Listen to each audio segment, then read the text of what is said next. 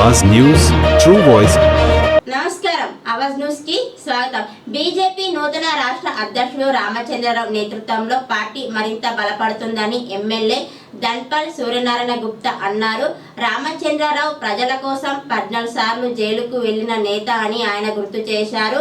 రానున్న స్థానిక ఎన్నికల్లో అన్ని స్థానాల్లో బీజేపీ జెండా ఎగరాల్సిన అవసరం ఉందని ధన్పల్ పేర్కొన్నారు। పసుపు బోర్డు ఏర్పాటు రైతులకు మేలు చేస్తుందని వైఎస్ఆర్ రాజకీయాల్లో ముందుకు రావాలని ఆయన పిలుపునిచ్చారు। మనకు రీసెంట్గా రామచంద్రరావుకి అధ్యక్ష పదవి ఇచ్చిండ్రన్న, దాని గురించి చాలా మందికి చాలా సందేహాలు ఉన్నాయన్న, దాని గురించి మీరు ఒకసారి క్లారిఫికేషన్ చేస్తారేమోనని మనం ఆవాచన నుంచి అడుగుతున్నామన్న। ఏంటంటే చాలామందికి ఈటెల రాజేందర్ ఇట్లా చాలా ఒక టాప్ 5 మెంబర్స్ పేర్లు వినిపించినాయన్న। ఇప్పుడు సడన్గా రామచంద్రరావు గారి పేరు వినిపించడం అనేది చాలా అందరికీ ఆశ్చర్యం అనిపిస్తుంది। దాని గురించి అసలు రామచంద్రరావు గారికి ఇవ్వడానికి కారణం ఏంది అనేది జనాలకు ఉంది, చాలామందికి డౌట్ ఉందన్న, దాని గురించి మీరు ఒక క్లారిఫికేషన్ ఇస్తారు మన। ఈరోజు గత 11 సంవత్సరాలుగా భారతీయ జనతా పార్టీ అధికారంలో ఉంది కేంద్రంలో। మూడవసారి నరేంద్ర మోడీ గారి ప్రధానమంత్రి కావడం అదొక చరిత్ర। 62 సంవత్సరాల తర్వాత కంటిన్యూగా మూడవసారి ప్రధాని నరేంద్ర మోడీ కావడం అదొక హిస్టరీ। ఈరోజు 21 రాష్ట్రాలలో భారతీయ జనతా పార్టీ ఎన్డీఏతో కలిపి, చాలా రాష్ట్రాలలో ఇండివిజువల్గా, తర్వాత ఎన్డీఏతో కలిపి ఈరోజు ప్రభుత్వాలు ఉన్నాయి స్టేట్లలో। ముఖ్యంగా ప్రపంచంలో అత్యధిక మెంబర్షిప్ ఉన్న పార్టీ భారతీయ జనతా పార్టీ। ఇటువంటి పార్టీ నరేంద్ర మోడీ గారి మరియు అమిత్ షా, నడ్డా గారి ఆధ్వర్యంలో పార్టీ రోజు రోజుకు బలపడతా ఉంది, పటిష్టమవుతా ఉంది। అటువంటి భారతీయ జనతా పార్టీ ఏ తప్పు చేయదు। ఫస్ట్ ఆఫ్ ఆల్ ఎవరికి ఏ స్థానం కల్పించాలనేది అపర చాణక్యులు ఉన్నారన్న బీజేపీలో, వారికి బాగా తెలుసు। ఇక రామచంద్రరావు గారు అధ్యక్షుడు చేయడం అనేది, ఆయన ఒక ఏబీవీపీలో ఉన్నప్పుడు 30 సంవత్సరాల నుండి 30 సంవత్సరాల ముందు ఏబీపీలో ఉంటూ అప్పుడు నక్సలైట్లకు వ్యతిరేకంగా అనేక ఉద్యమాల్లో పాల్గొన్న ఘనత, చరిత్ర రామచంద్రరావు గారికి ఉన్నది। ఆయన ఒక దమ్ము ధైర్యం ఉన్న నాయకుడే। అటువంటి నాయకుడు భారతీయ జనతా పార్టీ అధ్యక్షుడు కావడం ఏంటంటే, గత 15-20 సంవత్సరాల నుండి తెలంగాణలో జిల్లాలో పర్యటన, ఒక ఆఫీస్ బేరర్గా, ఒక ఎమ్మెల్సీగా అత్యధిక మెజార్టీతో గెలవడం జరిగింది। ఎక్కువ శాతం హైదరాబాద్కు అనుబంధంగా ఉండడం వల్ల ఈ మధ్య నచ్చిన కార్యకర్తలు కానీ 10 సంవత్సరాలు 12 సంవత్సరాలు వచ్చిన కార్యకర్తలకు చాలామందికి రామచంద్రరావు తెలియకపోవచ్చు, కానీ ఆయన పార్టీని ఏదైతే ఇప్పుడున్న స్థానిక ఎన్నికలు కానీ రాబోయే ఎలక్షన్లో కూడా ధీటుగా కార్యకర్తల్ని ఏకదాటిగా అందరినీ కలుపుకొని పోయి తత్వం ఉన్న వ్యక్తి, ఆయన పోరాటం చేసిన వ్యక్తి, కార్యకర్తలని ఆయన ప్రేమతో, అభిమానంతో మరియు పార్టీని ఏ విధంగా నడపాలనో ఆయనకు అనుభవం ఉన్న వ్యక్తి కనుక ఇప్పుడు ఏదైతే ఆయన రాష్ట్ర అధ్యక్షుడు కావడం, తప్పకుండా ఆయన ఆధ్వర్యంలో తెలంగాణలో భారతీయ జనతా పార్టీ పటిష్టమవుతుంది। రాబోయే స్థానిక ఎన్నికలు కానీ ఇతర ఎన్నికలు కానీ అన్ని ఎన్నికల్లో విజయం సాధించే అవకాశాలు ఉన్నాయి।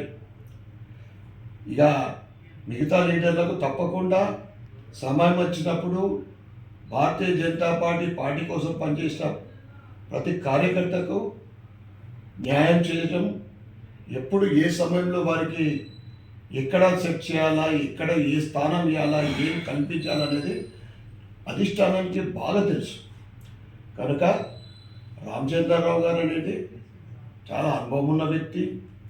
ఆయన పార్టీలో ఉంటూ ఏబీవీపీలో అప్పటి నుంచి యూనివర్సిటీలో స్టూడెంట్స్ తరఫు నుండి అనేక ఆర్గనైజేషన్స్ నడిపి, అంటే భారతీయ జనతా పార్టీ అండర్లో, బీజేపీ అండర్లో ఆయన పోరాటం చేసిన వ్యక్తి. ఆయన 14 సార్లు జైలుకు పోవడం జరిగింది.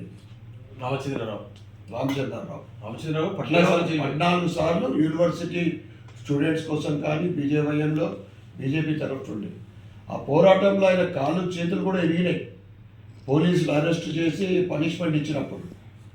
అటువంటి వ్యక్తి, దమ్ము ధైర్యం ఉన్న వ్యక్తి, ఒక లీడింగ్ లాయర్. అప్పుడు అనేక మందికి, ఇప్పుడంటే పార్టీ విస్తరించింది, ఆయన పీరియడ్లో ఆయన ఒక లీడింగ్ లాయర్.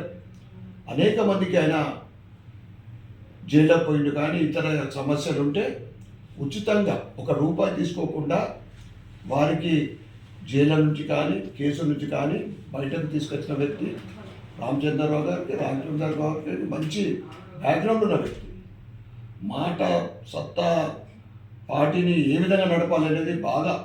ఎందుకంటే ఆయన ఒక కార్యకర్తగా, ఒక నాయకుడిగా 30 సంవత్సరాల నుండి ఆ పార్టీకి ఉన్న అందరి రాష్ట్ర జాతీయ అధ్యక్షులు కానీ నాయకులతోటి సంబంధాలు ఉన్న వ్యక్తి.